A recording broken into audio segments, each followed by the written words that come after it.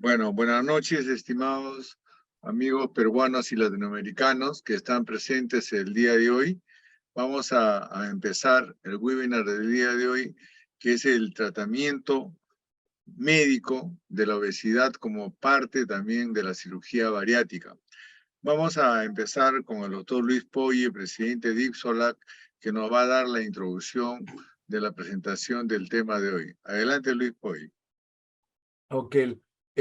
Bueno, buenas noches con todos y con toda Latinoamérica. Buenas noches, doctor Trujillo, doctor Manrique, todos los invitados que son distinguidos profesionales, amigos de APCBM y de IPSO Latinoamérica.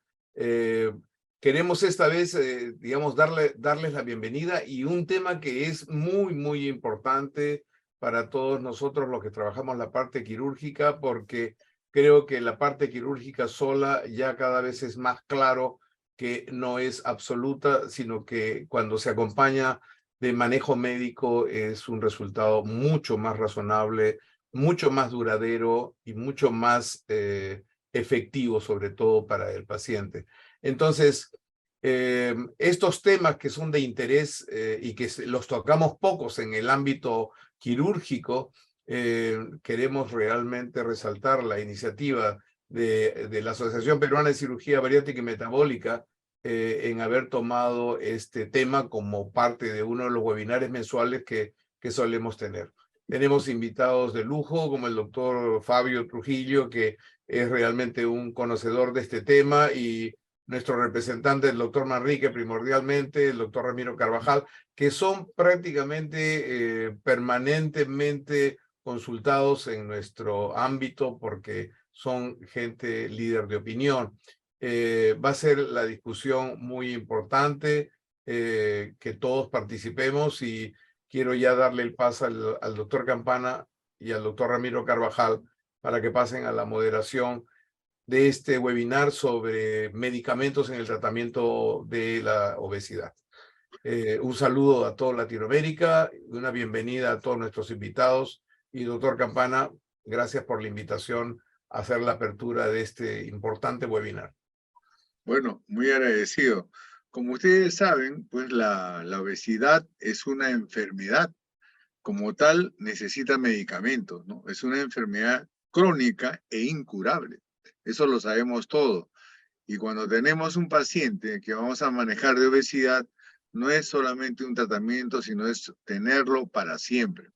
Y actualmente en el mundo, actualmente ya se ha hecho importante empezar el tratamiento médico, aparte de todo lo que es los cambios de estilo de vida, nutrición, el tratamiento médico como parte importante del manejo de la obesidad. Eso ya es un tema muy importante y en la preparación, en el preoperatorio, los pacientes que van a ser intervenidos o también después de una cirugía realizada, donde ustedes saben que muchas veces hay fracasos, hay resistencia, no mejoran, digamos, en la bajada de peso y tenemos que complementar con un tratamiento médico. Por eso que es la importancia de este tema ahora, donde vamos a presentar al doctor Fabio Trujillo, profesor de endocrinología y metabolismo en la Facultad de Medicina de la UNIFETC Salvador Bahía, endocrinólogo y preceptor del Servicio de Obesidad del Centro de Diabetes y Endocrino de Bahía, director del Departamento de Obesidad de la Sociedad Brasileña de Endocrinología, vicepresidente de la Asociación Brasileña de Estudio sobre Obesidad y Síndrome Metabólico, presidente de la Sociedad Brasileña de Endocrina y Metabología 2017-2018. El doctor es el ponente del día de hoy y tenemos nosotros, gracias a los doctores Elar Manrique, past president de la Sociedad Peruana de la Sociedad de Endocrinología, endocrinólogo de la Clínica Delgado en el Perú, director del Instituto Peruano Endocrino Cardiometabólico y director médico del Centro de Investigación en Diabetes, Obesidad y Nutrición. Y como cirujano representante de la Asociación Peruana de Cirugía y Enfermedades Metabólicas, tenemos al doctor Ramiro Carvajal, especialista en cirugía general de la Universidad Nacional Mayor de San Marcos, trabaja en el Hospital Nacional Edgardo Revaliatique, ha hecho maestría en Salud Pública en la Universidad Cayetano Heredia, pasantía en la paroscopía de avanzada en el Hospital Ángeles del Pedregal, pasantía en el manejo de obesidad mórbida, clínica de control de sobrepeso del doctor Rafael Álvarez Cordero, México, y ha hecho maestría en diabetes y obesidad en la Universidad Peruana Cayetano Heredia. Entonces, vamos a empezar la presentación con el doctor Fabio Trujillo en este momento, donde le vamos a dar el pase para que haga su presentación en este momento. Adelante, doctor Fabio Trujillo. Olá, boa noite a todos. Quero, em primeiro lugar, agradecer ao convite do Dr. Luiz Campana para estar presente nesse importante debate e estar acompanhado de referências na América Latina e no mundo de colegas como o Dr. Luiz Porre, Dr. Ramiro Carvajal e Dr. Elard Manrique. Vou aqui partilhar, então, os meus slides. Estão vendo? Sí, doctor, se ve muy Ok. E falarei, o tema que... Eu falarei devagar, por minha apresentação ser em português. O tema que coube para que eu falasse foi novos medicamentos em cirurgia bariátrica, ou seja, o tratamento medicamentoso, como o Dr. Luiz Campana falou muito bem. Na verdade, o enfrentamento dessa doença, a obesidade, ela precisa que todos os players, que todos as equipes envolvidas nesse tratamento estejam juntas para que possamos conseguir algum sucesso nessa história ou nessa trajetória. Deixa eu só ver aqui, eu estou com um certo problema para passar o meu dispositivo. Um minuto só. Deixa eu ver aqui.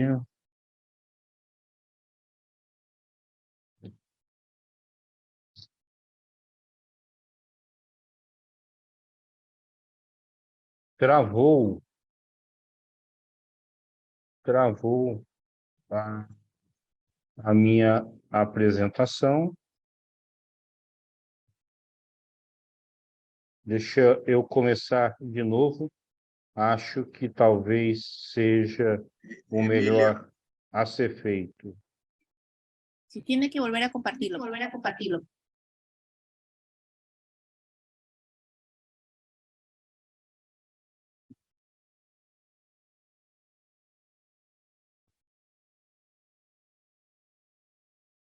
Agora foi. Estão vendo? Sí. Sí. Essa minha declaração de conflitos de interesse, para esta apresentação, eu não estou sendo remunerado.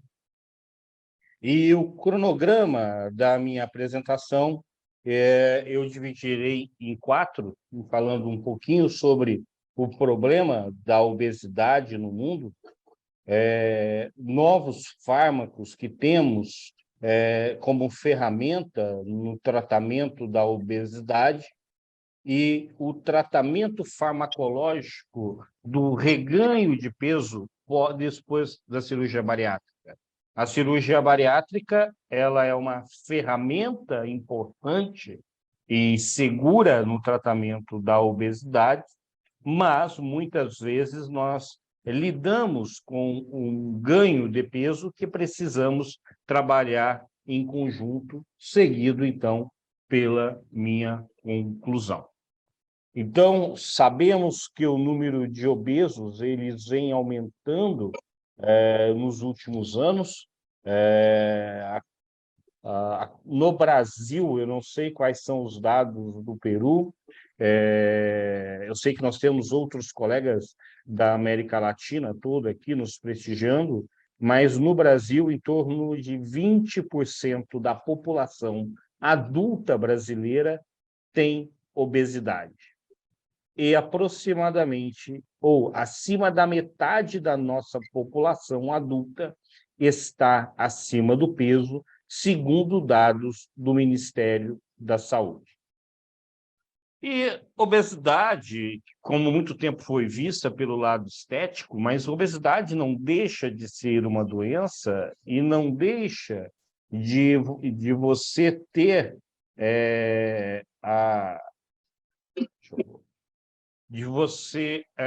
ter uma limitação da esperança de vida, da expectativa de vida. Ou seja, uma pessoa que tenha um índice de massa corpórea normal, IMC normal, ela tem 80% de chance de chegar aos 70 anos. Enquanto uma pessoa com índice de massa corpórea de 40 a 50, apenas 50% tem chance de chegar aos 70 anos. E como temos muitos cirurgiãos aqui, a gente sabe que esse IMC de 40 e 50 é um IMC relativamente até pequeno frente ao número de pacientes grandes obesos que nós recebemos em nossos centros. E a obesidade ela está associada com múltiplas complicações. Nós falamos muito da parte metabólica, do diabetes, das doenças cardiovasculares, mas esquecemos um pouco de falar também da parte mental e da parte mecânica da artrose, das dificuldades de locomoções, além de falar, claro, da diminuição da qualidade de vida que essa pessoa ela vem a ter. E uma perda de peso, mesmo que pequena, ela já leva a benefícios importantes.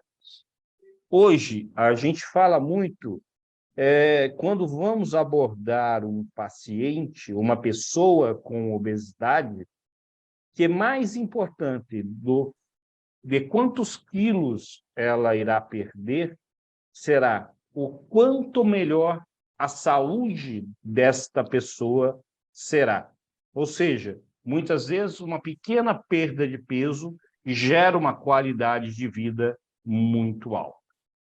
Sabemos que perder peso não é fácil, mas também não é tão difícil. O mais difícil de tudo é a manutenção do peso perdido. E nós temos essa dificuldade porque o nosso organismo ele cria mecanismos de compensação metabólica que resistem a essa perda de peso. Ou seja, ele cria mecanismos que sejam homeostáticos, como o aumento de alguns hormônios, como a grelina, que aumenta o apetite. Ele também atua, muitas vezes, diminuindo o gasto de energia. Ou seja, manter o peso é muito mais difícil do que manter o peso. E o tratamento da obesidade ele vem mudando bastante.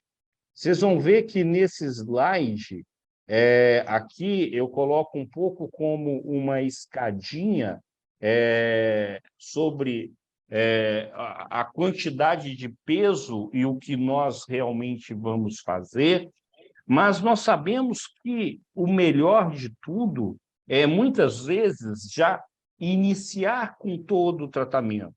E temos na cabeça, muitas vezes, que dieta e atividade física com mudança comportamental no início, para depois começar o medicamento e, caso não resolver, a cirurgia bariátrica. A experiência e os novos estudos têm nos mostrado que talvez esse não seja o caminho. que o caminho seja já começarmos com mudança de estilo de vida, com farmacoterapia e, muitas vezes, já com a cirurgia associada a esse processo. Como eu havia falado, pequenas perdas de peso, elas são importantes já para o benefício da saúde. Mas é claro que quanto maior a nossa perda de peso, melhores são os nossos benefícios. E aí varia de patologia para patologia. A gente sabe que, em relação à prevenção do diabetes, 3 a 10% de perda de peso já tem um impacto importante. Enquanto, se a gente for ver para a remissão, para o desaparecimento do diabetes, isso já precisamos de uma quantidade de peso maior. Então, o foco que nós temos que ter na nossa conversa é não o lado estético, mas o benefício que essa pessoa vai ter com a perda de peso. Esse slide que eu trago para vocês é um slide de 2013, ou seja, de 10 anos atrás. Então, de 10 anos para trás, de 10 anos para cá, muita coisa já mudou, mas mostrando que mudança do estilo de vida, a gente teria em torno aí de 3 a 5% de perda de peso, que a farmacoterapia em torno de 5 a 15, 20%, e que a mudança de estilo de vida com a cirurgia seria aí acima de 20%. É claro que a gente sabe que no tratamento da obesidade nós temos bons e maus respondedores, então alguns vão responder muito melhor. E agora a gente começa a viver uma nova era onde medicações, novos medicamentos, têm trazido em estudos uma perda de peso superior a 15%, dados que a gente ainda não está tão acostumado, porque a gente tem esses dados da cirurgia bariátrica e a gente sabe todos os benefícios que a cirurgia bariátrica traz para esses pacientes. Mas a gente vê que benefícios de uma perda de peso acima de 15%, elas vão além daquelas que a gente já estava acostumado. Por exemplo, nós podemos ter até alteração da expressão gênica no tecido adiposo. A melhora dos marcadores inflamatórios, elas são muito importantes. E hoje a gente se fala muito em gordura ectópica, ou seja, aquela gordura, aquela gordura que está num lugar que não deveria estar, como fígado, como no epicárdio, como no pescoço, e que são gorduras muitas vezes mais inflamatórias do que a gordura que estaria no subcutâneo, e quando se perde peso, essa perda de peso ela não é proporcional. E aqui é aquilo que eu falei.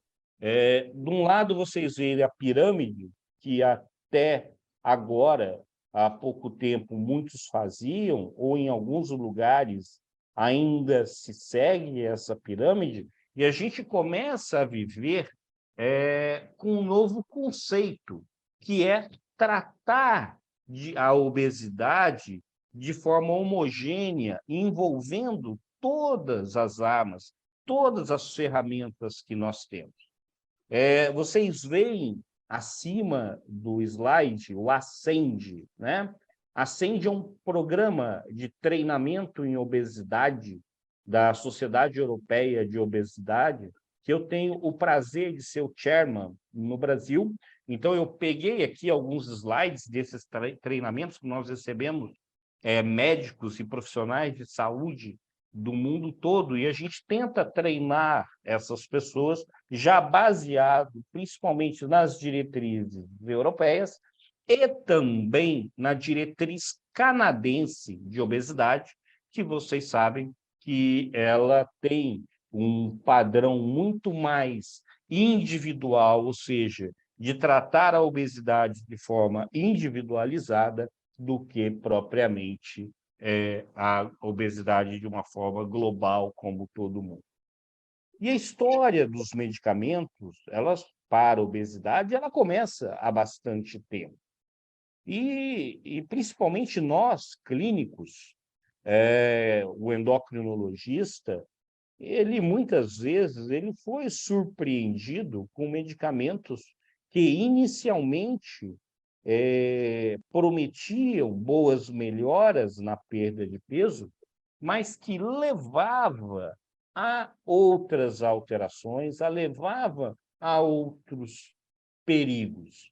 E aí a gente veio, ali em 1999, 2000, a sibutramina e o orlistat. No Brasil, a sibutramina ela ainda é prescrita, você pode prescrever, existem critérios para prescrição. Eu não sei se em Peru e em outros países da América Latina isso é possível. O orlistat, que eu acredito que isso exista em todos os países. Quem não se lembra da decepção que nós tivemos com o Rimonabant? Em 2012, chegou aí a locarcerina, que também foi retirada do mercado, então mais uma desilusão para a gente. Oxímia, que é o topiramato mais a fentermina, que eu acredito que me parece que tenha no Peru, no Brasil a gente não tem essa opção. E em 2016 chega o Saxenda, a liraglutida, também como uma opção. 2021 chegou para a gente, chegava a nossa vigilância sanitária, aprovava para o uso no Brasil o uso do Contrave, que é a associação da bupropiona com a naltrexona, mas que deve ser lançado no mercado brasileiro nos próximos meses, apesar de ter 2 anos já de aprovação para a venda no Brasil, ela ainda não é comercializada. Ela é comercializada em vários países com o nome de Contrave, e em Portugal ela é comercializada com o nome de Mizimba. E agora começam-se a chegar novas farmacoterapias e combinações que prometem aí ocupar um pouco o hiato desse intervalo de perda de peso entre o tratamento clínico e o tratamento cirúrgico com bons resultados. E aí, a realidade, no Brasil, nós já temos, eu não sei se no Peru e outros países, mas no Brasil, nós já temos a semaglutida para o tratamento do diabetes, que é de 1 miligrama, que ele você pode ir na farmácia e adquirir e conversar, mas recentemente foi aprovado o Wegovy, que é a semaglutida de 2,4 miligramas.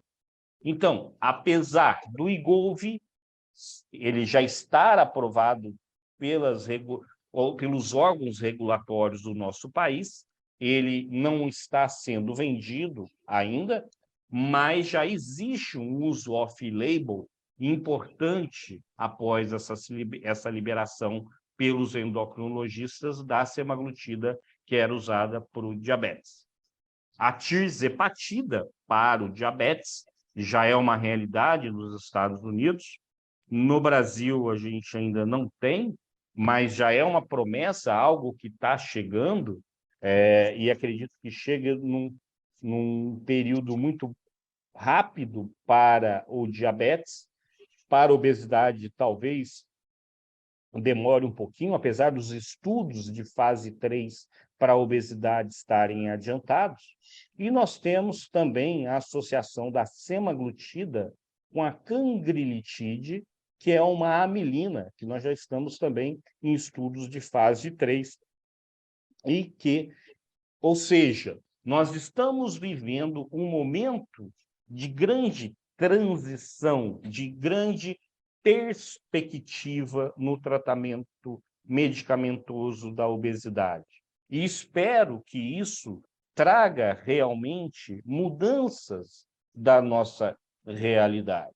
E nós temos também a cirurgia bariátrica, que aqui no Brasil eu faço parte da Câmara Técnica do Conselho Federal de Medicina em relação à cirurgia bariátrica, onde a gente trabalha os tipos de cirurgia bariátricas liberados, mas a gente sabe que no futuro, e já se fala também em algumas técnicas mais aprimoradas em relação à cirurgia bariátrica. Mas no Brasil, o que é mais feito é o sleeve e o bypass gástrico, que seria o Y de Roux. No nosso serviço, especificamente, nós temos aproximadamente 1.000 pacientes operados, quase todos por bypass gástrico. Então, a minha maior experiência é com o bypass gástrico.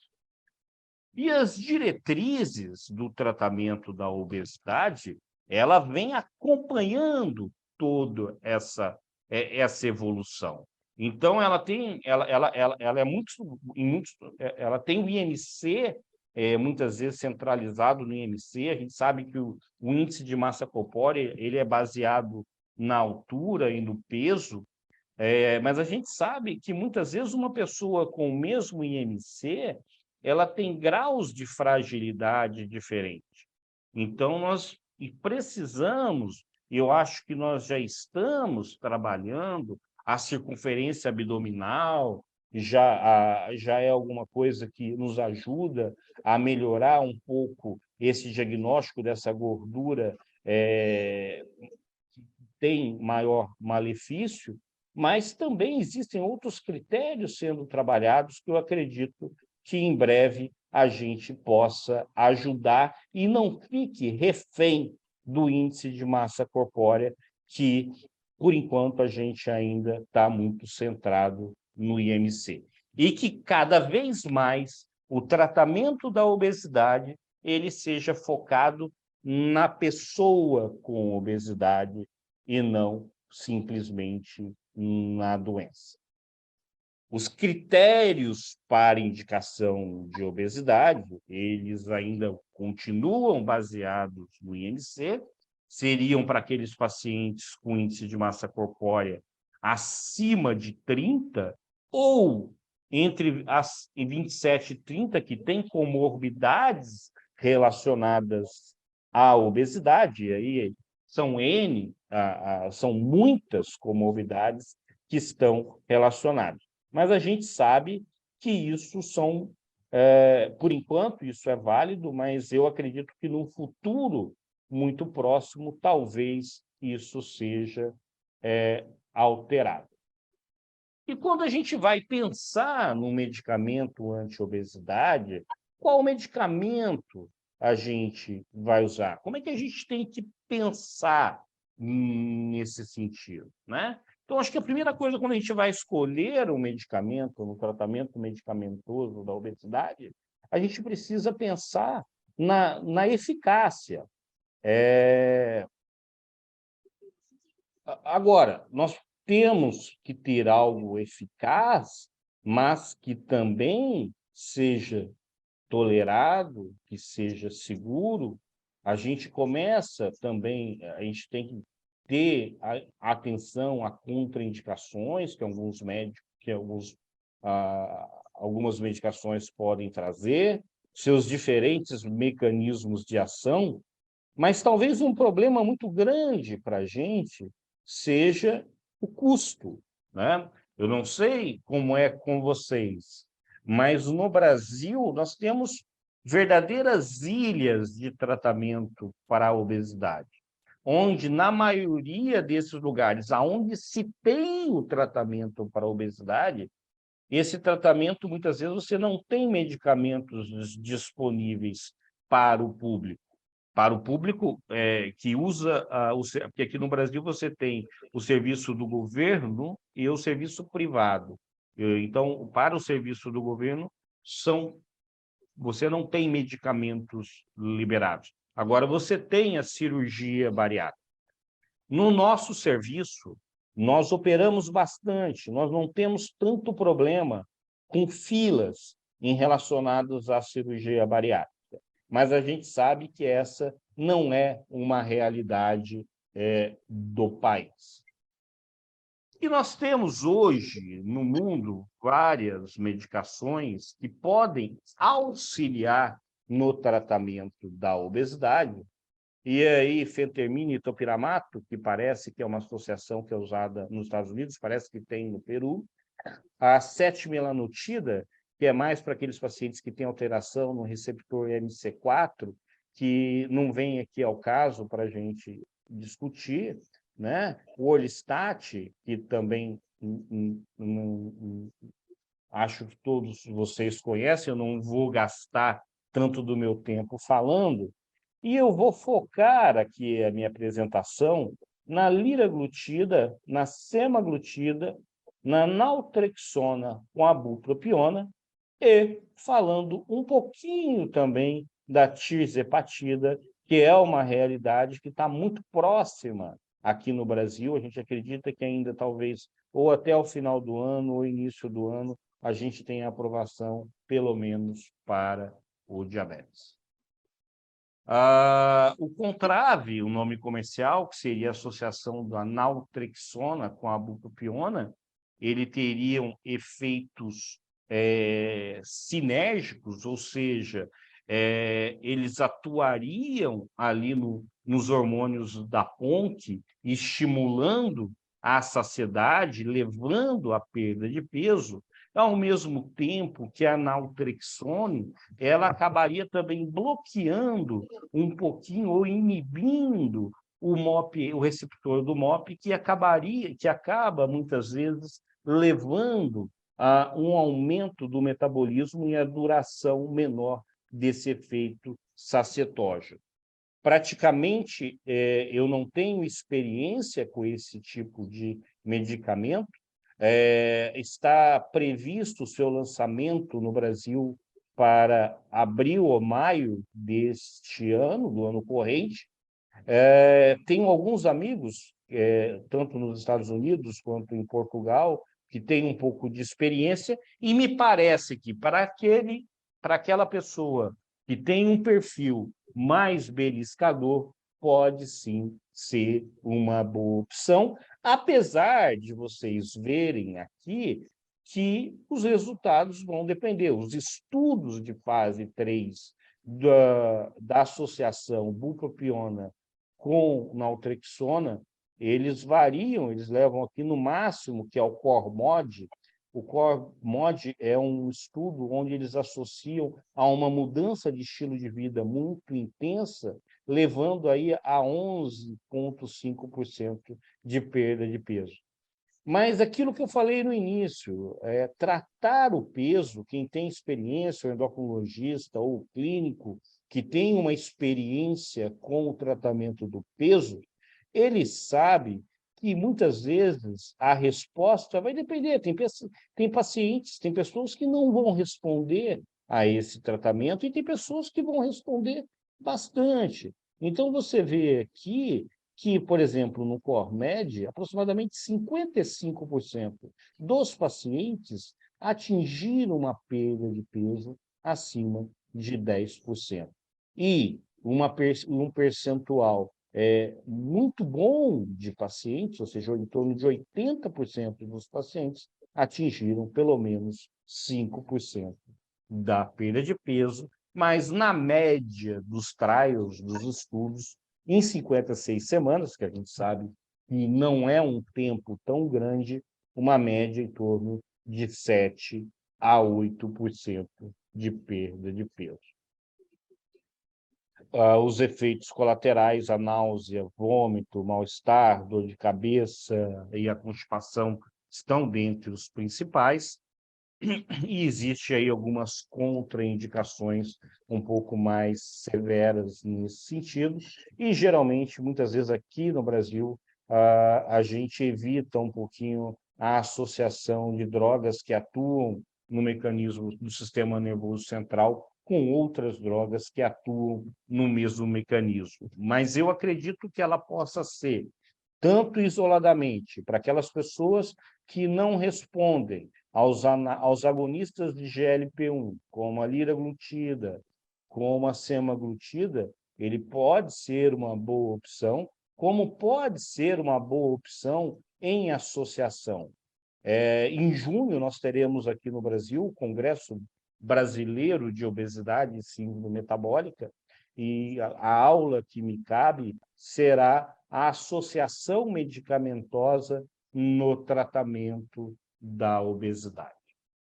E aí vem a liraglutida, que é muito conhecido por vocês, que é um agonista de GLP-1 de uso diário, que atua no hipotálamo, na ponte, melhorando ali o apetite, também tem um efeito na redução do esvaziamento gástrico, mas tem um efeito muito mais central do que periférico. São aplicações diárias, você vai ajustando doses de 0,6 para a obesidade, chegando até 3 miligramas, a gente ajusta 0,6 a cada semana, é claro que respeitando como esse indivíduo vai aceitar essa droga, ou seja, tem pessoas que com doses de 1,2, 1,8, às vezes 2,4, têm náuseas importantes, mas boas respostas, e às vezes é válido você manter. A liraglutida, ela está perdendo a patente aqui no Brasil e provavelmente nesse ano ou no próximo ano a gente tem a liraglutida já fabricada por outros laboratórios ou outras indústrias que poderá trazer benefícios em relação ao preço. Mas tudo isso que eu estou falando são suposições e não ainda uma realidade que nós vivemos. E a liraglutida, ela tem basicamente 4 estudos, que são os estudos Scales. Então, tem o Scale Obesidade Pré-Diabetes, que é o principal deles, o Scale Manutenção, que eu acho muito importante, que mostra como a obesidade é uma doença crônica e ela precisa ser tratada de forma crônica, o Scale Diabetes e o Scale Apneia do Sono, que cada vez a gente sabe o quanto a apneia do sono ela impacta na qualidade de vida da pessoa. Eu tenho pacientes, eu tenho pessoas no meu consultório que após a perda de peso, com a melhora da apneia do sono, ou mesmo tratamento com o CPAP da apneia do sono, a qualidade de vida, a melhora da qualidade de vida foi muito grande. Mas vocês vejam aqui que em torno de 8% de perda de peso parece pouco, mas vejam que 1/3 desses pacientes atingiram mais do que 10% da perda de peso, isso naquela pessoa com obesidade, sem diabetes, mas lembrem vocês que aqui a gente está falando de respondedores e não respondedores, ou seja, pacientes que se dão bem e outros que não se dão tão bem com aquele medicamento.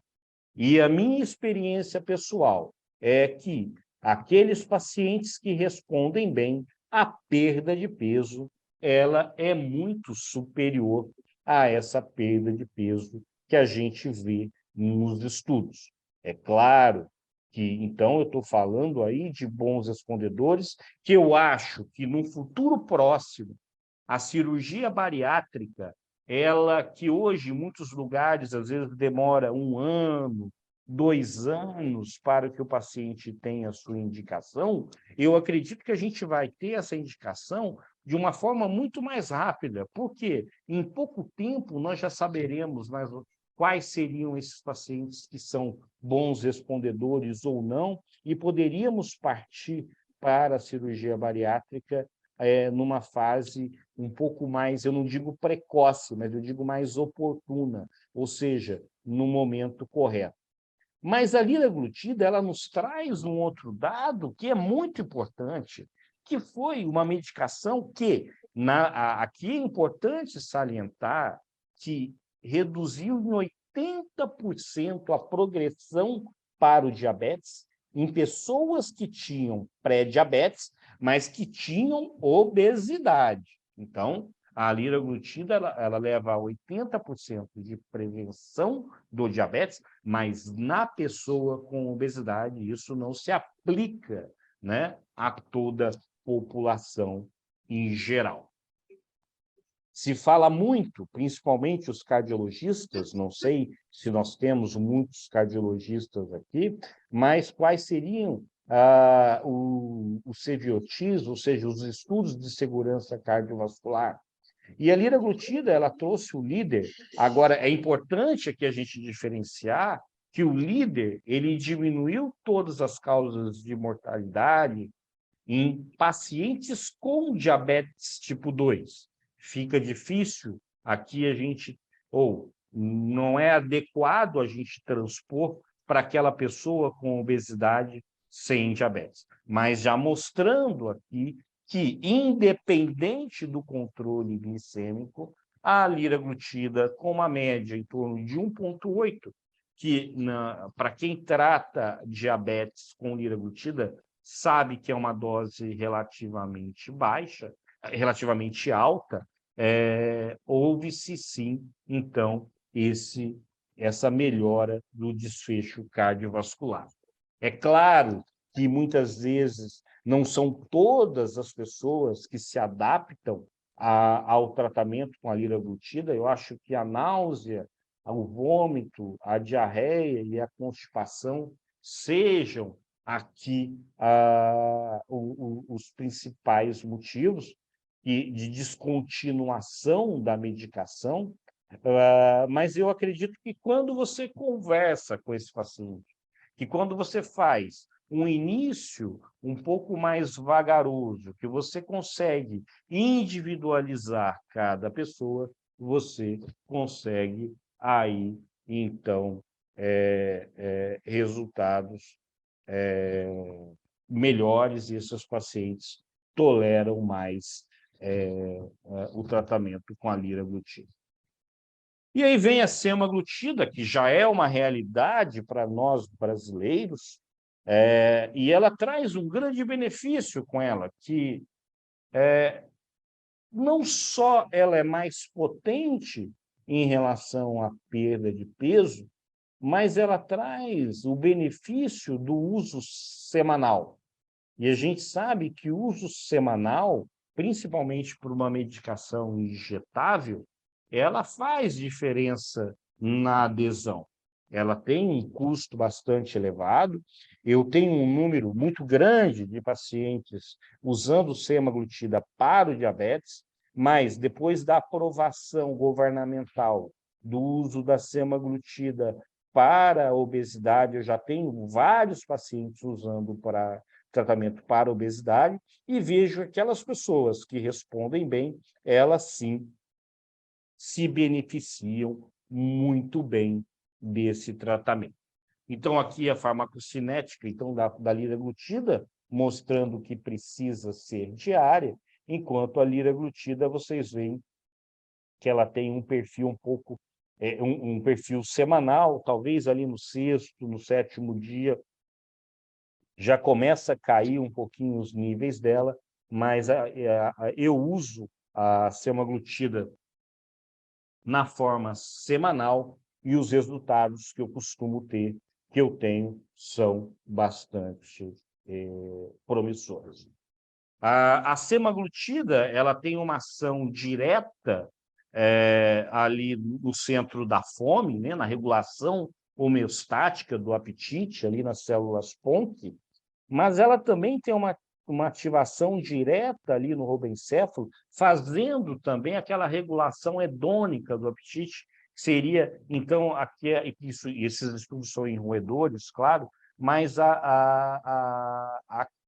o fato da pessoa não comer tanto por vontade, por prazer, ou pela lembrança que aquele alimento traz. Então, isso a gente acaba visualizando. Enquanto os estudos da liraglutida eu falei lá em relação ao diabetes, à apneia do sono, os estudos da semaglutida, eles são chamados de STEP. Então, tem o STEP 1, que é o da pessoa com obesidade somente, e tem vários graus, e tem vários tipos de trabalho, do STEP 1 até o STEP, se eu não me engano, são mais de 15 tipos de STEPs, depois se alguém pode até, se souber o número exato, me ajudar. Mas uma coisa interessante é que a semaglutida, naquelas pessoas que aderiram à semaglutida na dose de 2,4%, elas chegaram a perder em torno de 17% de peso, que é, dentro da realidade que a gente tinha acostumado, já um outro patamar. Tá? E aqui eu também falo dos bons respondedores. Aquelas pessoas que respondem bem, se dão muito bem, como também aquelas pessoas que têm efeitos colaterais, muitas vezes também têm efeitos colaterais, e você acaba limitando o uso dessa droga. Mas uma coisa importante, interessante, aqui do STEP 1, o STEP 1 é o estudo da semaglutida em pacientes, em pessoas com obesidade, foi que em torno de 35% dos pacientes atingiram a perda de peso superior a 20%. Um valor que a gente não estava acostumado, e isso num estudo onde tem bons e maus respondedores. Então, acredito que as pessoas que estão nos assistindo, que têm experiência com o uso da semaglutida, elas já perceberam que tem pacientes que essa perda de peso ela é muito maior. E que eu já tenho pacientes que eu tenho que tomar cuidado com a nutrição, com a suplementação de nutrientes, já que muitas vezes elas passam a comer muito pouco ou não necessário. Então, aquela coisa que a gente tinha muitas vezes de suplementar na pessoa que fez cirurgia bariátrica, por desabsorção ou por diminuição da ingesta, com essa nova chegada desses novos medicamentos, em alguns pacientes a gente tem que estar muito atento para isso também. Os efeitos colaterais da semaglutida, eles são muito parecidos com a liraglutida. É incrível que, às vezes, tem pacientes que têm efeitos colaterais com a liraglutida e não tem com a sema, e, às vezes, tem com a sema e não tem com a lira, mas, por ser o mesmo mecanismo de ação, isso acaba, às vezes, você tendo um perfil razoável de pacientes que não toleram esse tipo de medicamento. Por isso que a chegada de medicamentos com um mecanismo de ação diferente, elas acabam tendo, sim, aí um papel importante. Assim como a liraglutida, a semaglutida, ela também teve um estudo de desfecho cardiovascular em pessoas com diabetes. Eu não estou falando aqui em pessoas sem diabetes, mostrando, então, uma redução do endpoint primário, então, mostrando uma proteção cardiovascular da semaglutida em pacientes com diabetes tipo 2. Mas a grande pergunta que vem é: e nos pacientes com obesidade? Nós temos estudos de desfecho? E a gente não tem. A gente tem, na verdade, alguns que estão trabalhados ou que não mostraram tantos resultados, ou que foram trabalhados e encerrados porque tiveram problemas, mas a semaglutida tem um estudo SELECT, que é um estudo de segurança cardiovascular que já está em andamento, e ele vai terminar quando ele tiver 1.225 MACEs, ou seja, após os primeiros 1.225 casos de triple MACE, e aí sim, eu acho, tem 17.500 participantes. Esse é um estudo que eu acho que a qualquer momento ele já começou, já tem um certo tempo, e eu acho que a qualquer momento nós vamos ter resultados dele. E é claro que eu espero que o tratamento da obesidade realmente leve à melhora do desfecho cardiovascular. Estou muito ansioso, acredito que todo mundo da comunidade médica esteja muito ansioso por essa resposta, que eu acredito que ela venha em um tempo não tão grande. Uma regrinha que a gente usa, tanto pela EASO e a gente usa no nosso ambulatório, né, é sempre você iniciar com cautela qualquer tipo de medicação, monitorar essas pessoas. No consultório privado, eu trabalho tanto no privado quanto no SUS, no governo, e no privado, às vezes, eu tenho condições de atender esse paciente mensalmente. No governo, às vezes, eu demoro 3 meses. Mas uma coisa que eu acho importante é isso. Se o paciente não perdeu 5% em 3 meses de medicamento, o ideal é você descontinuar a medicação. Bom, eu falei aqui do que a gente já tem, ou pelo menos muitos países já têm, o Brasil já tem parte, alguns de vocês têm, uns, outros não, mas a gente está numa etapa do horizonte aonde cada um enxerga o futuro da onde ele está pisando, né?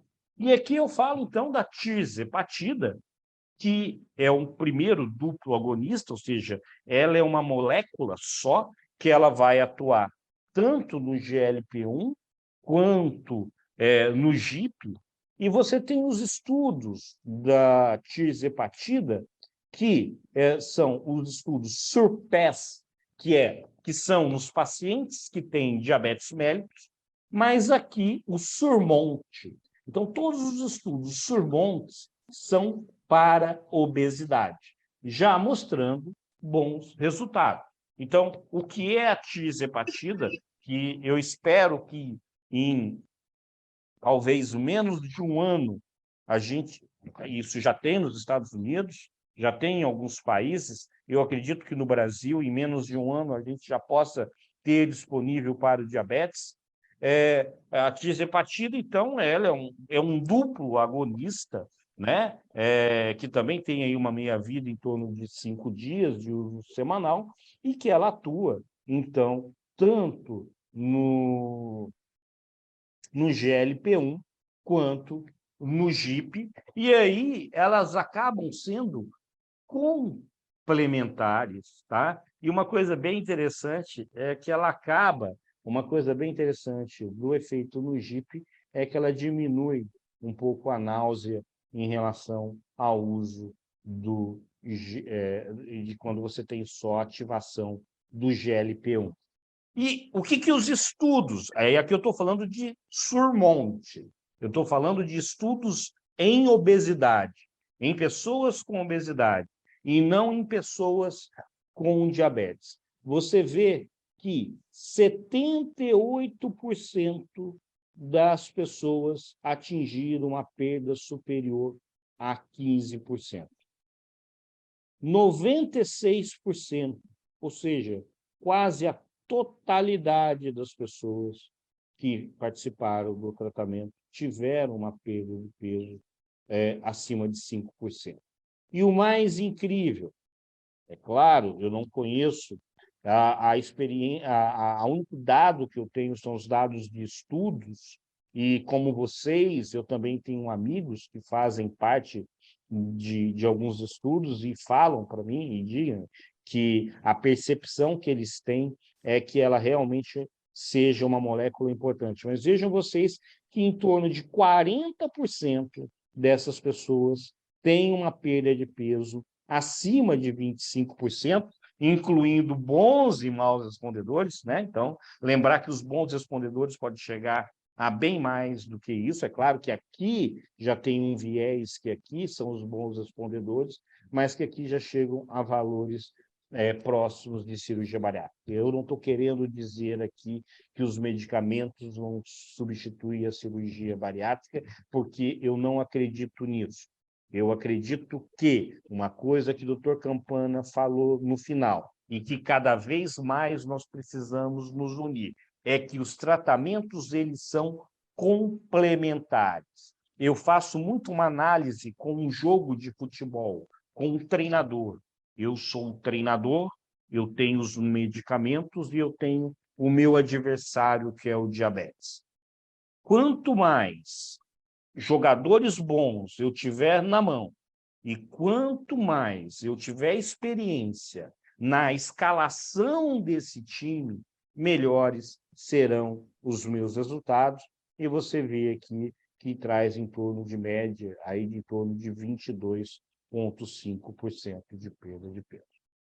Como eu havia falado, né, os SURPASS são os estudos relacionados ao diabetes, mas os SURMONTS, você tem 4 aqui, são relacionados à obesidade, mas eles também, a tirzepatida também traz estudos relacionados à NASH, à insuficiência cardíaca de fração de ejeção preservada, também em insuficiência renal, que tinha previsão para iniciar o ano passado, e a apneia do sono, mas aqui eu queria chamar para um outro detalhe. Lembra que eu falei para vocês do SELECT?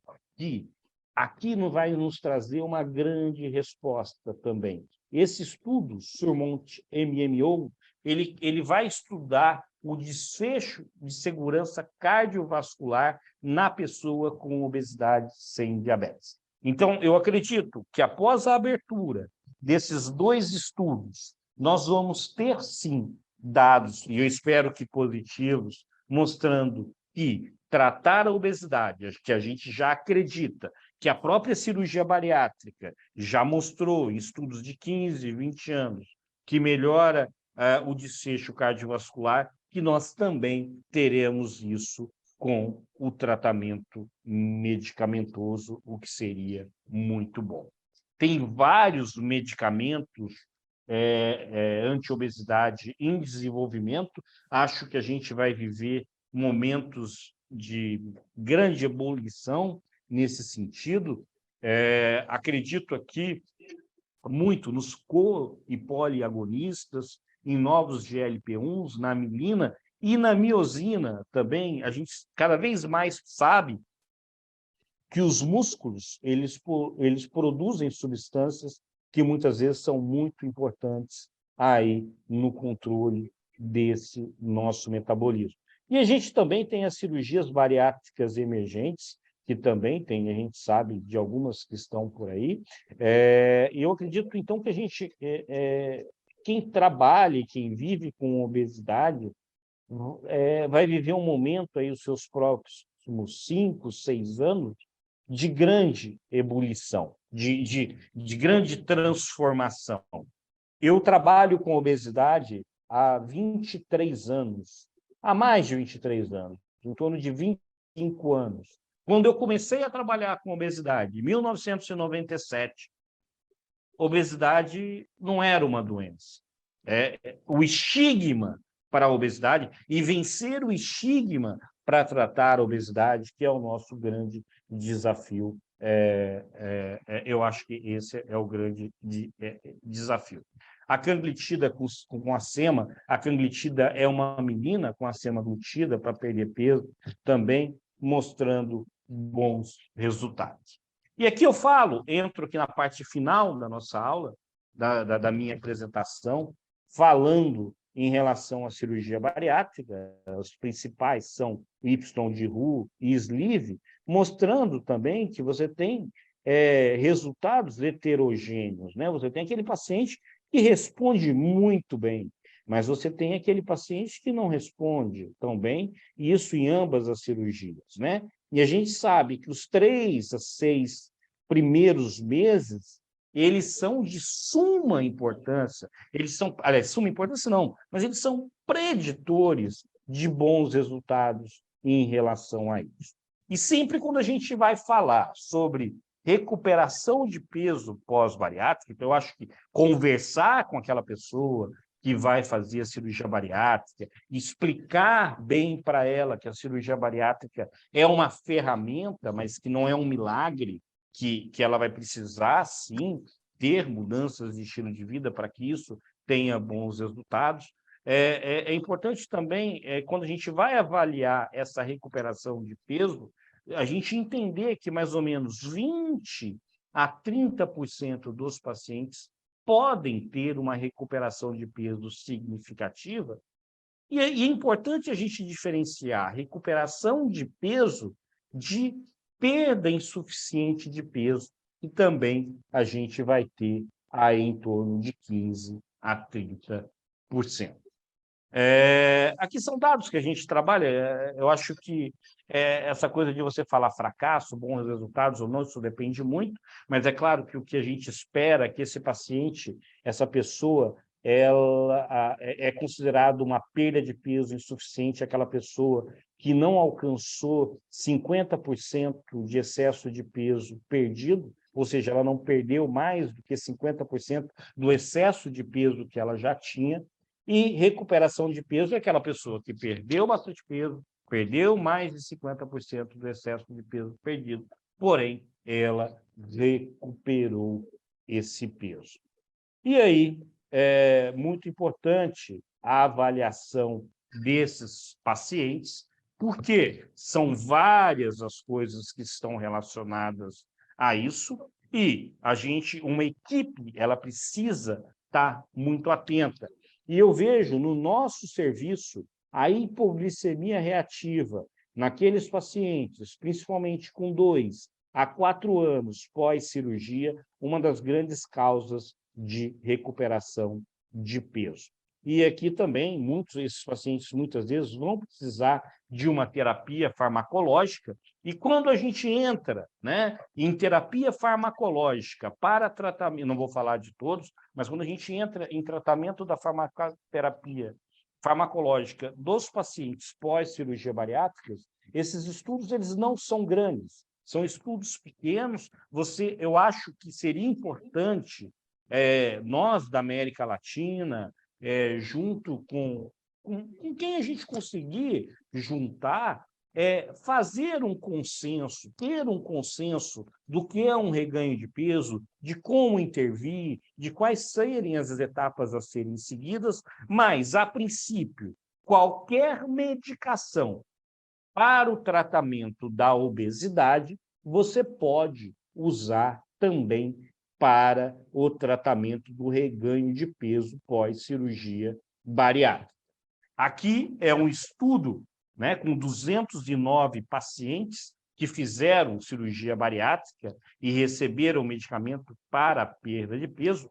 Eles receberam a efentermina com topiramato, a lorcacerina, naltrexone com a bupropiona, mostrando que eles tiveram, quase todos eles tiveram um pouco de resultado, e no caso da naltrexone com a bupropiona, que tem muito mais a ver aqui com a nossa realidade, mais de 1/3 alcançou mais de 5% da perda de peso com a adição dessa medicação. Esse é um estudo clássico, né, que é o estudo de Stanford, onde ele colocou todos os remédios, até a metformina, dentro da mesma coisa, onde ele avaliou, onde mostrou o topiramato como uma medicação para esses pacientes com reganho de peso pós-bariátrica com bons resultados. No nosso serviço, eu tenho uma boa experiência com o topiramato. O que eu acho do topiramato é que o topiramato ele tem aquela pessoa que não vai tolerar. Ele vai ficar mais lentificado, não, mas ele tem um paciente, ele tem um grupo de pacientes, que geralmente pacientes mais ansiosos, ou que têm enxaqueca, que respondem muito bem a esse peso, a esse tratamento. E é surpreendente um grupo não grande, um grupo até pequeno de pacientes pós-bariátricos que eu tenho lá no nosso ambulatório. Nós temos mais de 5.000 pacientes cadastrados no nosso ambulatório, o estudo foi com 319 pacientes, que responderam bem ao topiramato. Mas também tem um número muito grande de pessoas que tiveram efeitos colaterais. Esse aqui é o estudo falando que deve-se evitar o Orlistat nesses pacientes, já que o Orlistat ele pode piorar a absorção, mas aquilo que eu falei, qualquer medicamento poderia aqui ser um bom resultado. E o GLP-1, né, na dose de 3 miligramas, ele mostrou um bom resultado. A gente sabe que existem vários estudos mostrando que aqueles pacientes que tiveram reganho de peso são pacientes que, após um teste de refeição mista, eles apresentam níveis de GLP-1 responsivo menores. E talvez por isso esses pacientes se respondam melhor à liraglutida. Eu não sei qual a experiência do Dr. Campana, do Dr. Ramiro, do Dr. Heraldo, do Dr. Luiz, mas a minha experiência com a liraglutida em pacientes com reganho de peso pós-cirurgia bariátrica, naqueles que podem usar, é bastante positivo. E eu finalizo aqui, então, que é muito importante você conseguir fazer um tratamento individualizado para cada pessoa. Cada pessoa vai ter um tipo de tratamento e você vai buscar ali metas hoje em torno de 4% a 15%, mas você pode melhorar bastante isso. O tratamento ele tem que ser a longo termo, ou seja, a longo tempo, um tratamento tem que ser crônico, mas, porém, se esse paciente, se essa pessoa não respondeu com 3 meses, você pode ali já suspender a medicação, considerar alternativas, associações. Aqui ele coloca a cirurgia bariátrica, a de massa corpórea maior que 35, com comorbidades, ou 40, independente delas. A gente sabe que saiu um estudo recente mostrando que esses valores eles podem ser mudados. O próprio Dr. Campana mandou para mim há uma semana, 2 semanas atrás, um trabalho onde tinha o Ricardo Cohen, daqui do Brasil, que também não mostrava um pouco disso. Mas lembrando sempre que a mudança do estilo de vida ela tem que estar sempre presente. Eu quero fazer um convite a todos aqui para 8 a 10 de junho, quem puder vir ao Congresso Brasileiro de Obesidade e Síndrome Metabólica, da qual eu faço parte da comissão científica. Aqui é o programa que a gente faz do Ascende, que a gente recebe pessoas de vários lugares do Brasil. A gente está pensando em abrir isso para a América Latina, onde a gente estimula a criação de centros de treinamento. E esse aqui é o meu time de obesidade e o time que eu trabalho. Espero ter contribuído aqui com a minha apresentação e estou pronto para as respostas. Ok, muy agradecido, mi querido doctor Fabio, excelente charla, es bien profundo con todo lo que se está utilizando y lo que se va a utilizar y las drogas que están en experimentación. Y también tiene usted varias preguntas al respecto. Yo quería empezar, por ejemplo, con el doctor Elar, ver las expectativas de el uso de estas drogas en nuestro país. ¿Qué es lo que utilizamos? ¿Qué es lo que tenemos? ¿Qué experiencia tenemos al respecto? Y, digamos, concientizar a nuestros cirujanos del Perú a empezar primero con la primera escala, que es el tratamiento médico.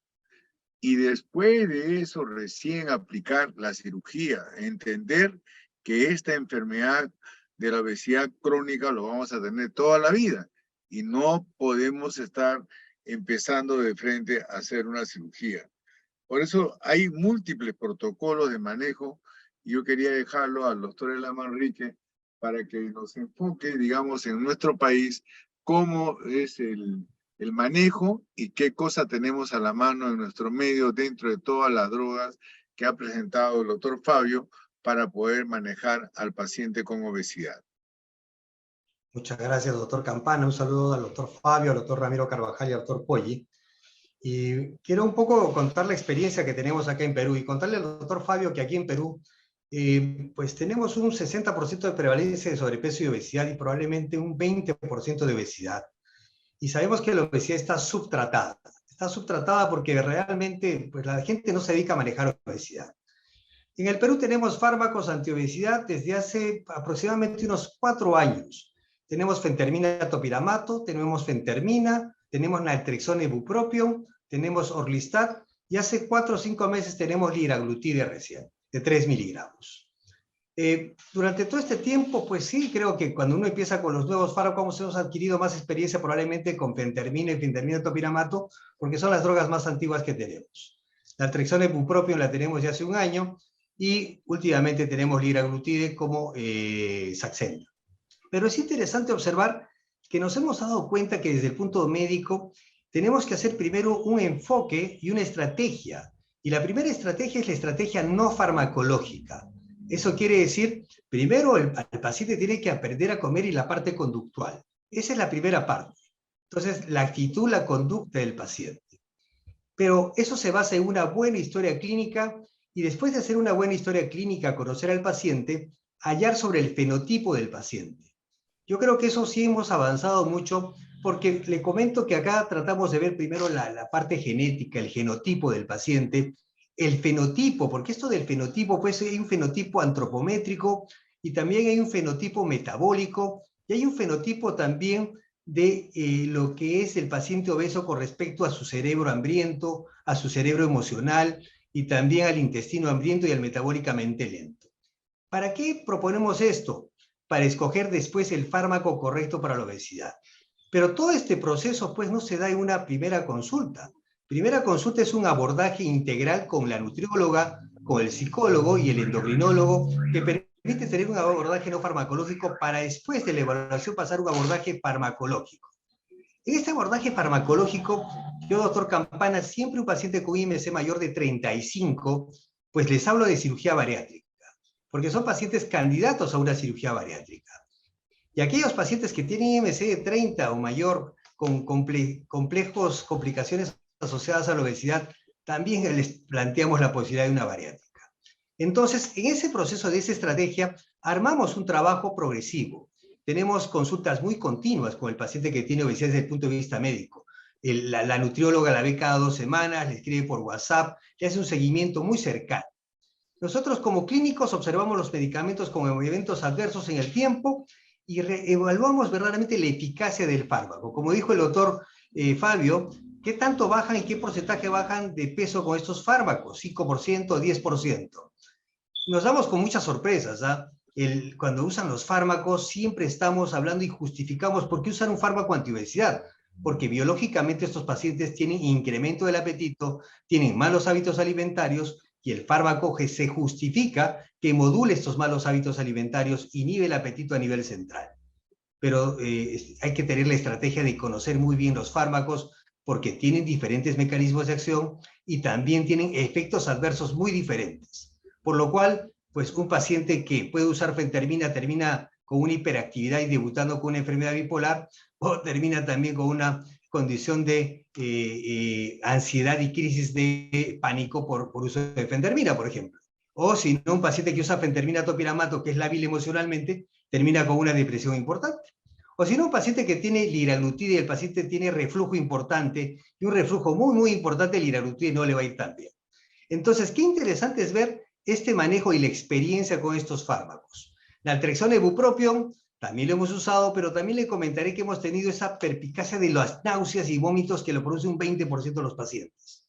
Entonces, en estas estrategias, lo que hemos ido aprendiendo es esta experiencia de manejo de los fármacos. Pero también, doctor Campana, después, ¿cómo coincidir con el cirujano bariátrico? Porque ahí es donde viene, no sé si decirle, esta condición del clínico y del cirujano de manejar y trabajar en equipo a lo largo del tiempo, porque después de la cirugía bariátrica el que posteriormente probablemente le deba hacer el seguimiento es el clínico, para ver cómo va esto. Porque las condiciones del clínico es seguimiento, abordaje conductual, abordaje del fármaco, y probablemente el cirujano bariátrico va a tener más éxito con sus pacientes si lo dirige el clínico. Yo creo que esa es mi condición y mi apreciación personal. Con esta pequeña introducción y con la experiencia que le he vertido, yo creo que estamos tratando de ver que esta es una enfermedad heterogénea, que hay que individualizarla, como lo dijo, pero hay que ver los fenotipos, y los fenotipos realmente son muy variables, y creo que pues nosotros comemos mucho carbohidrato en Perú, doctor Fabio. Usted sabe que acá en Perú comemos demasiados carbohidratos, 80% de una comida es carbohidrato, por lo tanto nosotros tenemos una obesidad de tipo central, preferiblemente. Bueno, quería darte esa introducción y darte Perfecto. estos alcances locales. Perfecto, perfecto. Ya, muy bien. El tema es acá de esta manera, ¿no? En Brasil, como en otros países, el manejo de la cirugía bariátrica es a través de seguros. Y como son a través de seguros, pueden hacer tratamientos médicos prolongados de 6 meses, 1 año, y si no resulta, pasar a cirugía. Usted ha dicho una cosa bien interesante, dice, no, pacientes por encima de 35 pasan a cirugía bariátrica porque la expectativa del manejo médico está pues en un 5 a 10% de la pérdida de peso, y para un paciente que tiene más de 35, 40, 45 IMC, no le va a hacer, digamos, el tratamiento médico no le va a llegar a dar la solución definitiva. Entonces es muy diferente el manejo, porque acá, por ejemplo, queremos hacer un manejo, porque los pacientes en el Perú, casi siempre el manejo es particular, ¿no? O sea, no hay unos seguros privados, lo único es el seguro social que maneja estos casos, y entonces si se demora ese paciente particular en manejarse con tratamiento médico, va y se opera con otro cirujano. Por eso yo quería preguntarle al doctor Ramiro Carvajal, que trabaja en el hospital Rebagliati, ¿no? ¿Cómo es el protocolo de manejo de estos pacientes? ¿Cómo inicia el tratamiento médico? ¿Hasta cuándo para? ¿Cuándo empieza a hacer su cirugía? Ya el doctor él ha hecho una cosa que me ha gustado, ¿no? 35 encima a cirugía, ¿no? Y el resto, bueno, 27, 30, tratamiento médico, lifestyle, cambio en el estilo de vida, enseñarles a comer, de estar atrás de ellos permanentemente a través del equipo multidisciplinario. ¿Cómo lo maneja, doctor Ramiro Carvajal? Porque usted sabe que hay múltiples protocolos en el mundo. ¿Cuál es el que ustedes manejan en el hospital?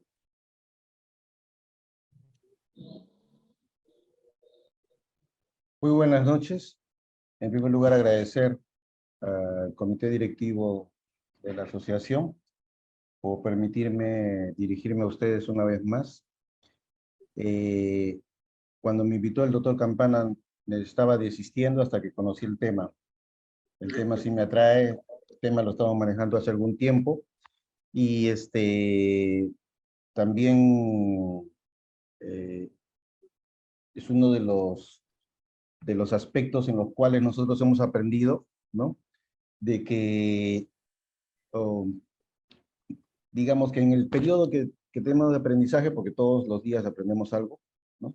Los medicamentos han venido a constituirse en un sostén importante del manejo post cirugía bariátrica. Y uno de los aspectos en los cuales tengo que concordar con el doctor Manrique es que los cirujanos no estamos entrenados conceptualmente y formados para un adecuado seguimiento del paciente. Por eso es que el equipo multidisciplinario asegura el éxito en el seguimiento del paciente, especialmente manejado por los clínicos. Y también celebro, después de muchos años, escuchar a un clínico hablar muy bien del protocolo de cirugía bariátrica. Entonces, ¿por qué uno recurre a los medicamentos? Porque muchas veces tenemos, ya el doctor Trujillo lo ha presentado, porcentaje de reganancia de peso y de fracaso de tratamiento quirúrgico, ¿no? Entonces, ¿qué hemos encontrado nosotros a través de eso? Ya hemos usado, digamos, las etapas que ha mencionado muy bien el doctor Elar Manrique, y nos hemos encontrado con algunos problemas, como por ejemplo, que muchos de nuestros pacientes han tenido síndrome de dumping con tratamiento con liraglutide. ¿no? También que a través del tiempo, en el tratamiento de la liraglutida hemos encontrado que hay disminución del efecto del medicamento. Y además, hemos tenido siempre la duda de en los pacientes que son adolescentes. Ustedes saben que los pacientes adolescentes ahora son, digamos, aquellos que nos han enseñado mucho en el último, digamos, en el último hito de la cirugía bariátrica, que es la reversión de la fibrosis y la cirrosis hepática, ¿no? Desde la insuficiencia hepática hasta la cirrosis hepática. Porque en el adolescente este camino hacia la cirrosis es mucho más acelerado. Entonces, con los gastroenterólogos estamos ya formando equipo para el tratamiento, pero siempre en estos pacientes que tienen insuficiencia hepática producida por grasa, empiezan con el tratamiento de análogos de GLP-1. Entonces, los gastroenterólogos también están entrando a manejar análogos de GLP-1. Ahora, más o menos les he dado una pauta de las reacciones adversas que hemos observado, y además hay una cosa que se me había pasado. En nuestro país, es un país que come muy poca proteína, ¿no? Estoy hablando como sociedad, como país. Y la mayoría de exceso de peso que hemos encontrado en los pacientes está relacionado con el consumo de carbohidratos, ¿no? Entonces, tenemos que, por eso es que hay mucha asociación entre el consumo de carbohidratos, hipertrigliceridemia, diabetes y obesidad. Entonces, esa asociación la estamos viendo con frecuencia, y donde más impacto ha tenido ha sido en la pandemia.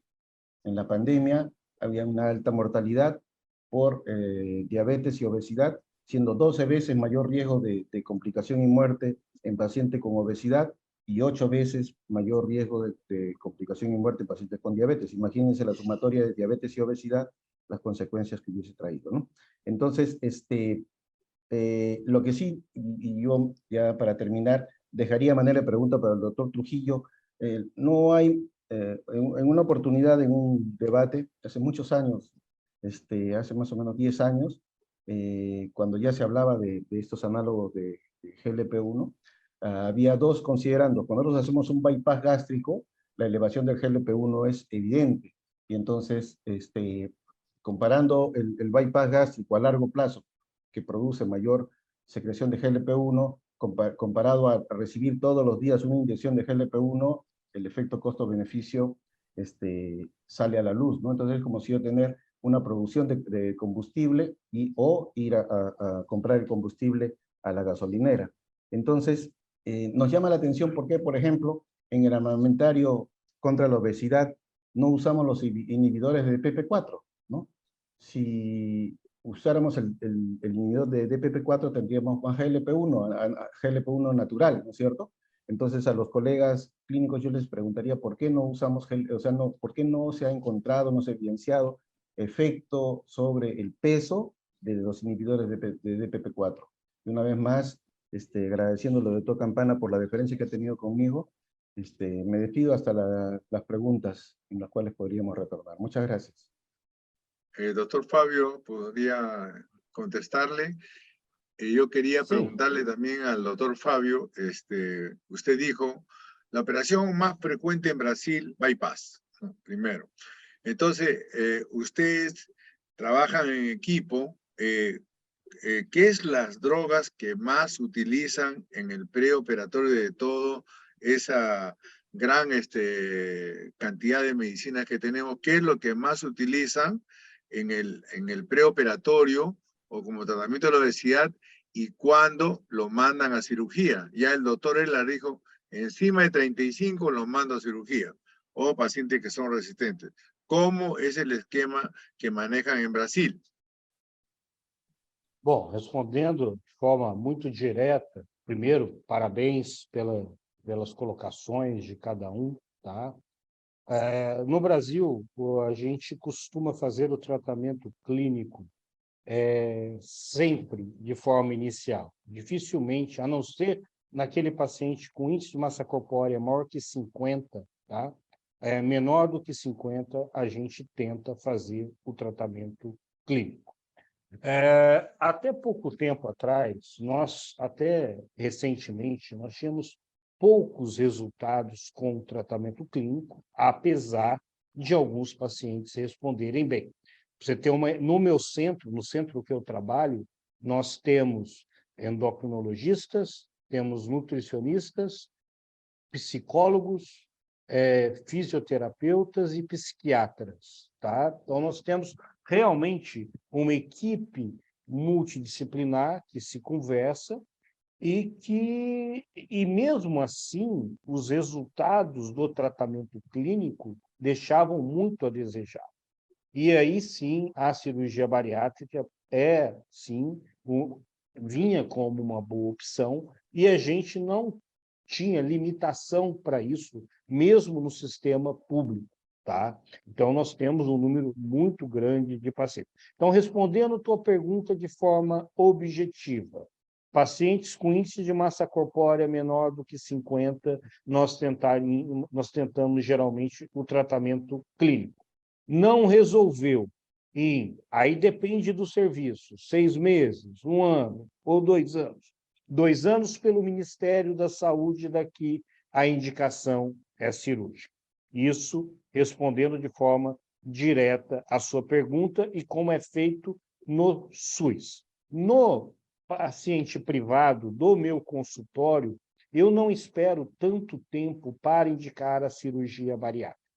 Eu indico a cirurgia bariátrica, às vezes, no momento mais precoce. Precoce, talvez, queira dizer rápido, não, mas no momento oportuno, ou seja, no momento mais adequado, um pouco antes desse período, quando eu percebo que esse paciente não vai responder ao tratamento clínico, e a gente percebe com pouco tempo, 3 meses, 6 meses, se esse paciente vai responder bem ao tratamento clínico ou não. E uma da chamada da campanha do Dia Mundial da Obesidade, que vai ser agora do dia 4 de março, que é um dia promovido pela Federação Internacional de Obesidade, ele traz a obesidade como uma novo forma de olhar para a obesidade, né? Então, a gente olha, muitas vezes, a pessoa com obesidade já com estigma de que ela come mal, tá? Mas é muito importante a gente tomar um certo cuidado com isso, tá?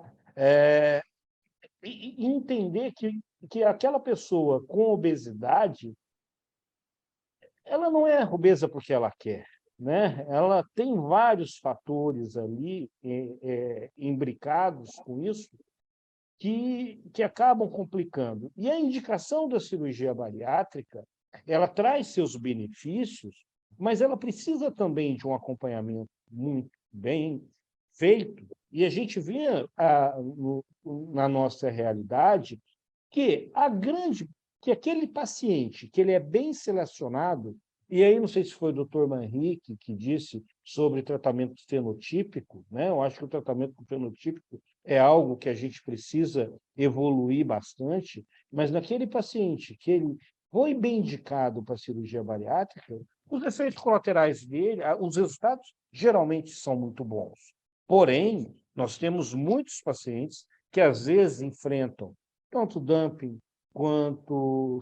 O dumping a gente acaba manuseando de uma forma mais tranquila, mas talvez o grande desafio que a gente tem no pós-bariátrico seja o reganho do peso e a hipoglicemia pós-bariátrica.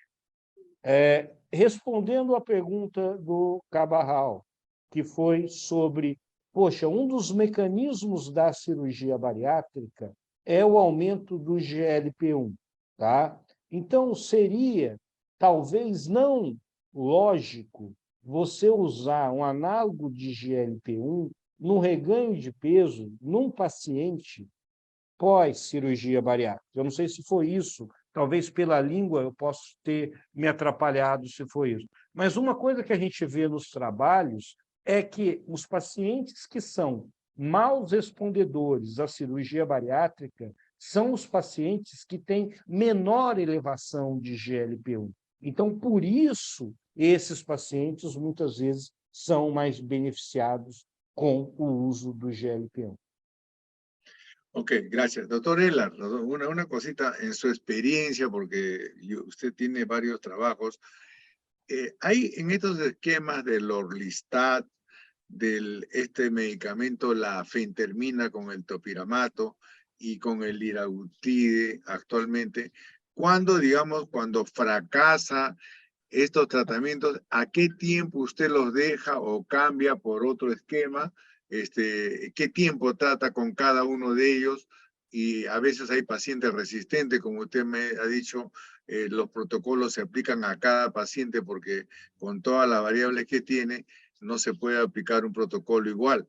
La pregunta es, cuando le fracasa, digamos, el tratamiento con alguno de estas drogas que hemos mencionado, ¿cómo hace el cambio o cómo sigue el tratamiento o lo manda a cirugía? A ver, las estrategias farmacológicas se van a basar primero en que el paciente tenemos que esperar 3 meses por lo menos para una pérdida del 5% del peso corporal. Uno puede pensar que es muy poco. Tengo pacientes que pierden 5% el primer mes. Eso sucede, o 6%. Son los respondedores. Hay pacientes que responden muy bien y pierden mucho peso. Pero los no respondedores, darle la motivación y el acompañamiento, porque hay un problema acá realmente de la conducta del ser humano, que es justamente aquella condición donde el paciente es intenso, miedoso, impulsivo y tiene una adicción por ciertos alimentos. Entonces, muchas veces el fármaco que escogemos no termina siendo el correcto. Entonces, de repente elegimos el fármaco incorrecto. Al tercer mes, por ejemplo, si yo elegí fentermina topiramato, hay una ventaja. Yo puedo titular el medicamento de fentermina topiramato de 3 a 7 hasta 15 miligramos. Viendo cómo va el paciente, sabiendo que la dosis más alta es más eficaz para la pérdida de peso. Muy bien. Ahora, naltrexona ibupropio. Para llegar a la dosis estable, que es la dosis de 332 con 360 miligramos de naltrexona ibupropio, me demora aproximadamente entre 4 y 6 semanas para tener una dosis eficaz. Entonces, tengo tiempo también para explicar al paciente que la dosis vamos a demorar hasta llegar a la dosis eficaz. Liraglutide igualmente, liraglutide 0.6 la primera semana, 1.2. Entonces, me doy estos 3 meses para la estrategia de enfocarme, por lo menos que pierda el 5% del peso corporal. Sin dejar de decir que hay muchos que pierden mucho más. ¿Qué pasa con los que no pierden el peso que uno quiere? Esa es la pregunta. Empezamos a usar probablemente algunos pacientes tenemos fentermina topiramato con liraglutide. Y realmente es una combinación de alto costo, totalmente de acuerdo, pero que van bastante bien también, porque son diferentes mecanismos de acción.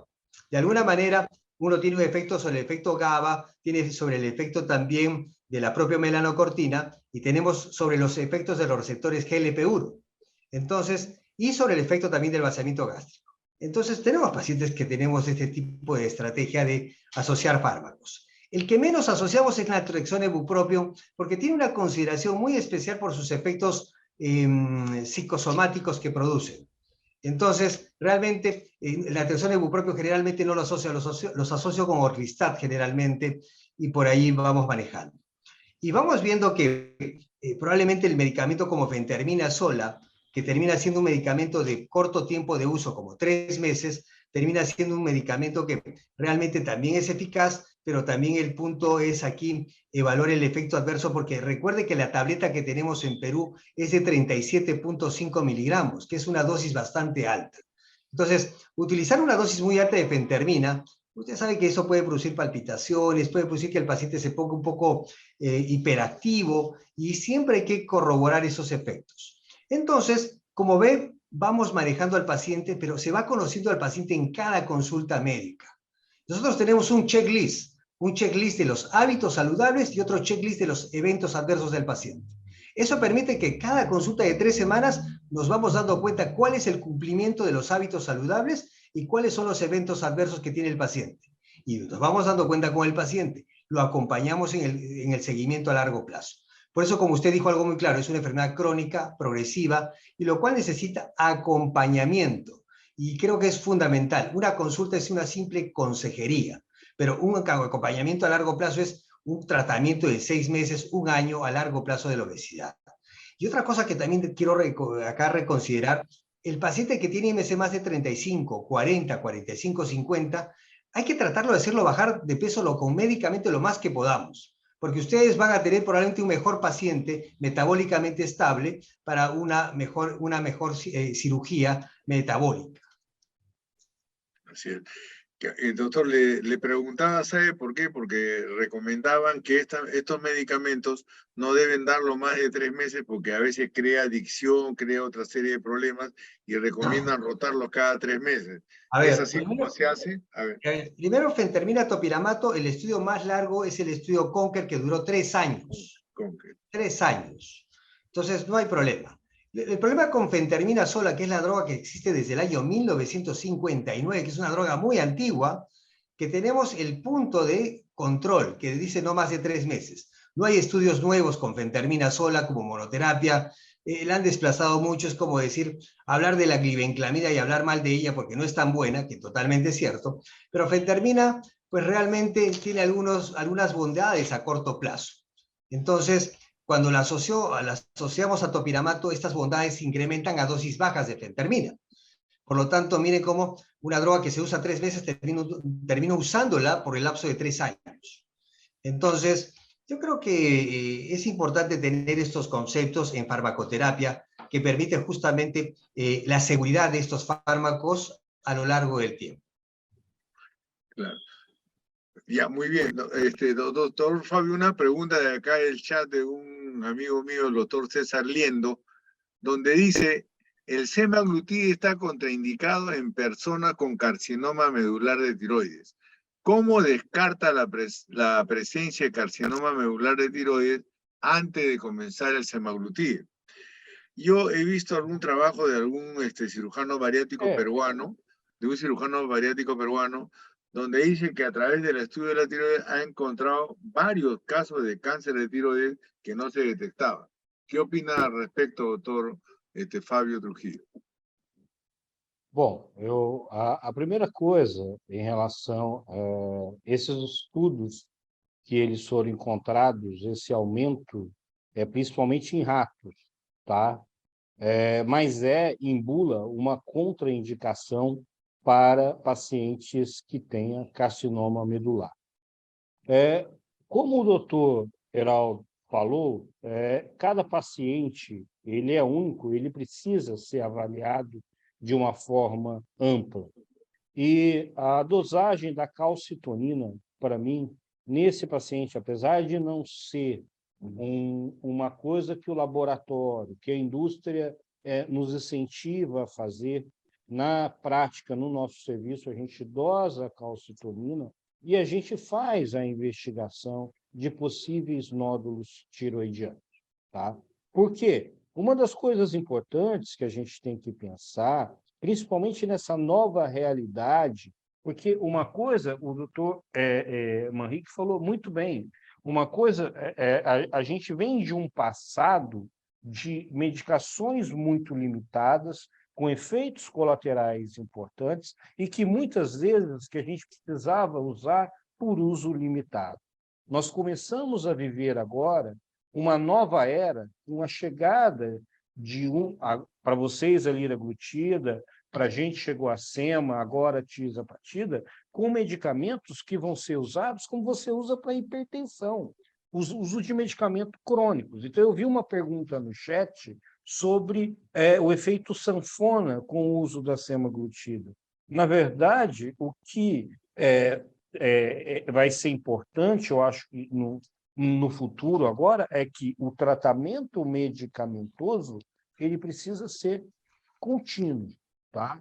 Essa, então, é a minha opinião. E respondendo a sua pergunta de forma objetiva, eu faço uma triagem em relação a nódulos tiroidianos e doso calcitonina. Agora, isso é uma posição pessoal minha, a dosagem da calcitonina.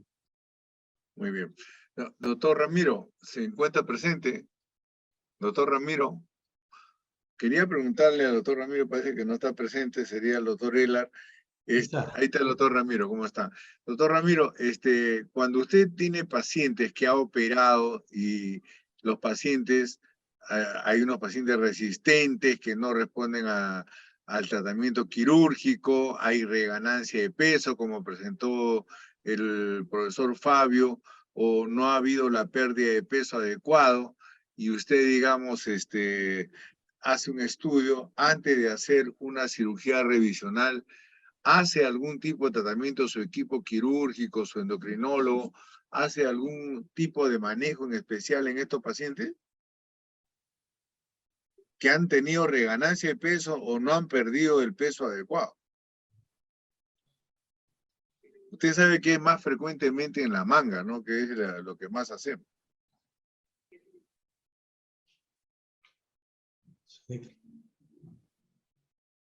Está su micro apagado, doctor Carvajal. Está apagado el micro. Su micro, ahí está.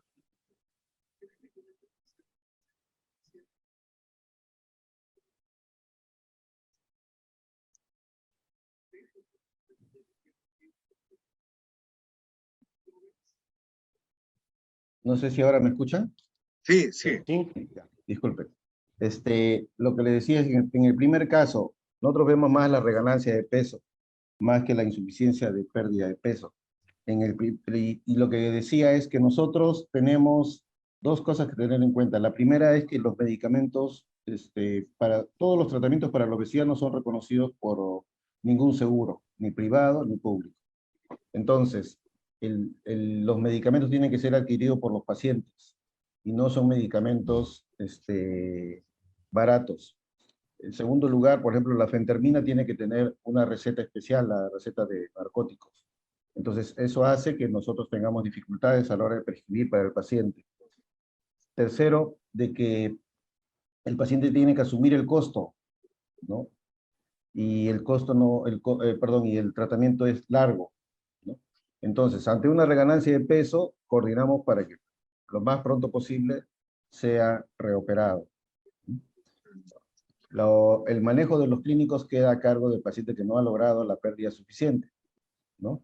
Entonces, pero como les explicaba, las dificultades mayores que tenemos con los pacientes es que no pueden culminar exitosamente los tratamientos por la limitación económica, principalmente. El acceso a los medicamentos aquí en nuestro medio es el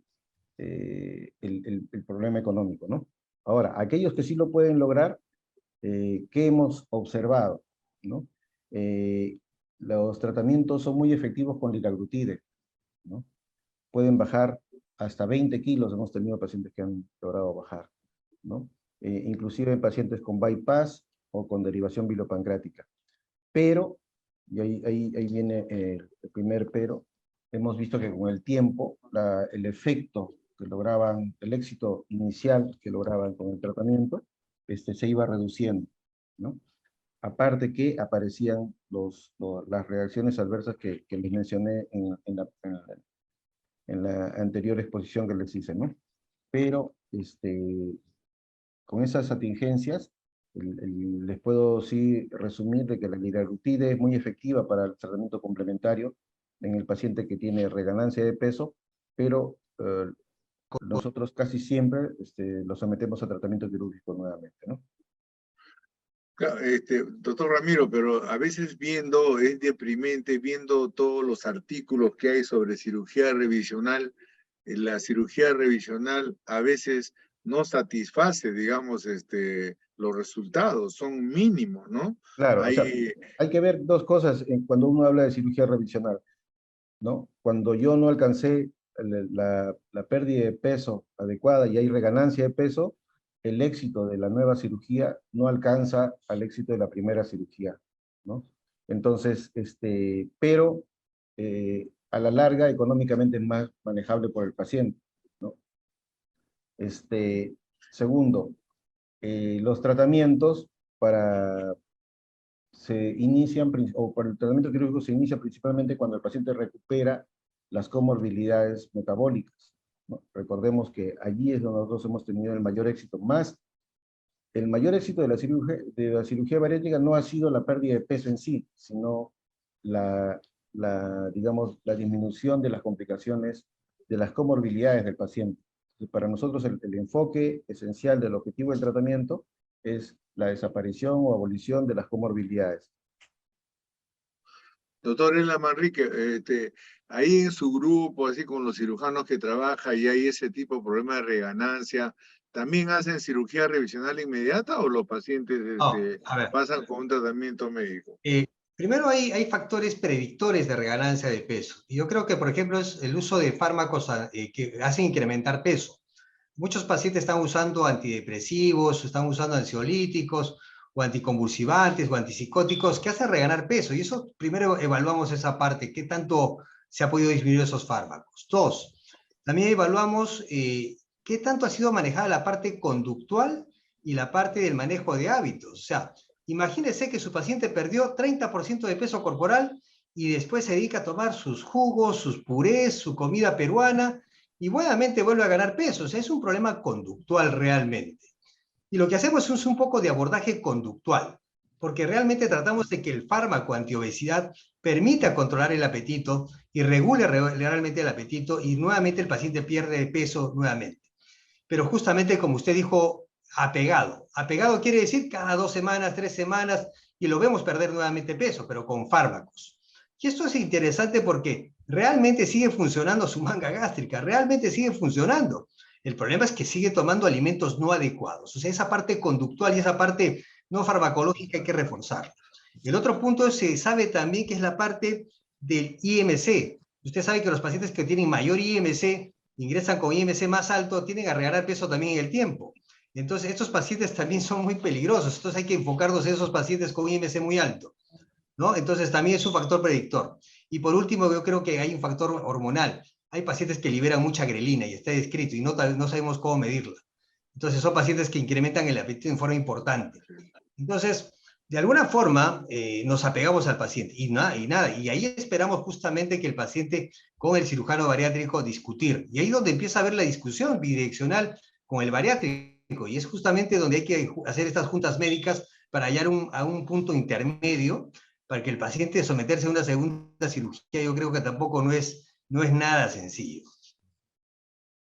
Ya, ok, yo creo que ya en Brasil, son las 1 de la madrugada, creo ya, entonces yo realmente quiero agradecer. Fabio, te agradezco mucho, es una suerte haberte tenido esta noche, ¿no, profesor Elar? Usted que es endocrinólogo también, creo que hemos gozado de una buena charla. Lo llamaré doctor Elar nuevamente porque tiene usted una gran experiencia. Igualmente al doctor Ramiro Carvajal, gracias por asistir. Y aquí está Luchito Poggi, que va a cerrar la charla, mi querido hermano, y si quieres hacer algún comentario de esta charla, que es muy importante de concientizar a nuestros cirujanos sobre, y a nuestros equipos multidisciplinarios sobre el manejo de estos fármacos que están apareciendo. Adelante, Luchito. Adelante, Luchito. Oye, ha sido un webinar realmente bien completo. La exposición de Fabio para nosotros ha sido muy ordenadora de este webinar, y la participación de tanto Ramiro como de Elar realmente han sido buenas compañías en relación a que el tratamiento tiene una serie de vericuetos que todavía no conocemos o que todavía no estamos convencidos de integrar. El tratamiento mixto aparentemente es lo mejor, pero creo que Elar nos acaba al final de dar el último jalón de pelos y nos dice: el problema de behavior, el problema de conducta es tan importante como todo. Y justamente yo creo que el concepto de los grupos interdisciplinarios es lo que prácticamente en estos momentos tenemos que siempre tener en cuenta. Obviamente, los cirujanos vamos a preponderar nuestra especialidad, los clínicos probablemente lo mismo. Ponernos de acuerdo muchas veces es difícil, pero parece que no tanto en base a las aperturas que ya estamos viendo, y creo que con un ordenamiento multidisciplinario bien hecho y de acuerdo entre todos, yo creo que el paciente es el mejor beneficiario. Hemos visto los nuevos medicamentos que ha planteado Fabio que se vienen, la tirzepatida, que es realmente una un biohormonal, prácticamente son 2 productos que son atacados o que son tratados agonistas de la GLP-1 y de la GIP, con lo cual prácticamente puede abrirse un capítulo nuevo y yo creo que esto nos trae siempre para más. Es lo que yo puedo decir. Esto no acaba aquí, yo creo que seguimos empezando, todavía no hemos empezado del todo, pero seguimos empezando y vamos obligatoriamente tener que juntarnos.